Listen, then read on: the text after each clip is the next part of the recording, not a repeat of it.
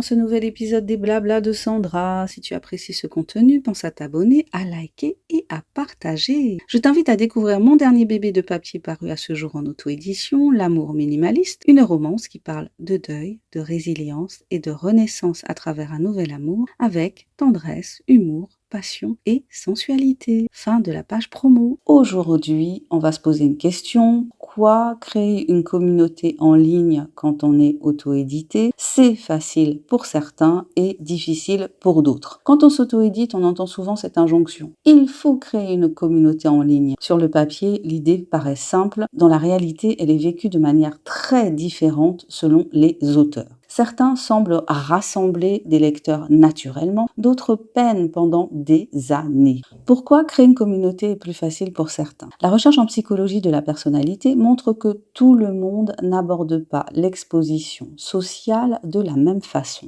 Les personnes pour qui c'est plus facile présentent souvent plusieurs traits combinés. Premièrement, une extraversion modérée. Elle tire de l'énergie du contact social, même numérique. Deuxièmement, une faible peur de l'évaluation sociale. Elles acceptent plus facilement d'être vues, commentées, parfois critiquées. Troisièmement, elles ont une tolérance à l'imperfection. Elles publient sans attendre que tout soit parfait. Ces traits ne rendent pas meilleurs auteurs, mais réduisent la charge émotionnelle liée à la visibilité. Pourquoi c'est difficile pour d'autres et ce n'est pas un défaut? À l'inverse, beaucoup d'auteurs rencontrent de vrais blocages, souvent invisibles de l'extérieur. Les plus fréquents sont l'introversion, l'interaction sociale consomme de l'énergie au lieu d'en donner, le perfectionnisme, publier devient anxiogène si le contenu n'est pas jugé suffisant, entre guillemets, la peur du rejet, une absence de réaction est vécue comme un échec personnel, la confusion entre identité et œuvre, la critique du livre est ressentie comme une critique de soi. Ces freins sont documentés en psychologie, notamment dans les travaux sur l'anxiété sociale et l'estime de soi. Ce qui peut lever les freins sans que l'on se trahisse. Bonne nouvelle, créer une communauté n'implique pas de changer de personnalité. Les leviers efficaces observés chez les auteurs introvertis sont la ritualisation,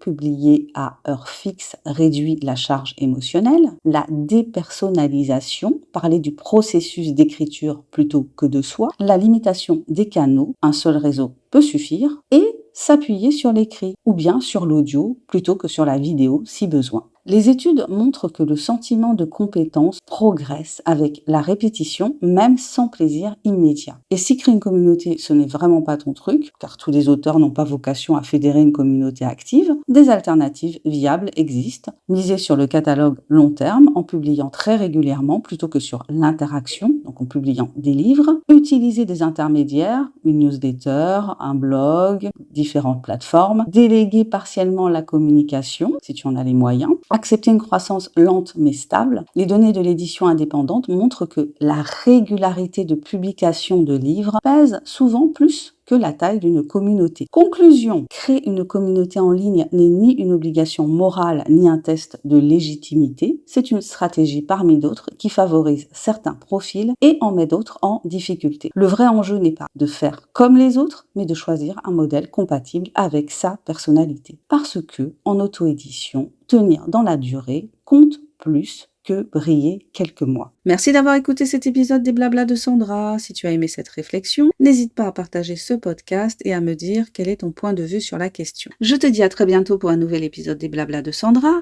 Allez, abonne-toi, commente si tu l'oses, like et partage. Et pense à découvrir mon dernier bébé de papier paru à ce jour, L'amour minimaliste, une romance qui parle de deuil, de résilience et de renaissance à travers un nouvel amour avec tendresse, humour, passion et sensualité. Bye bye!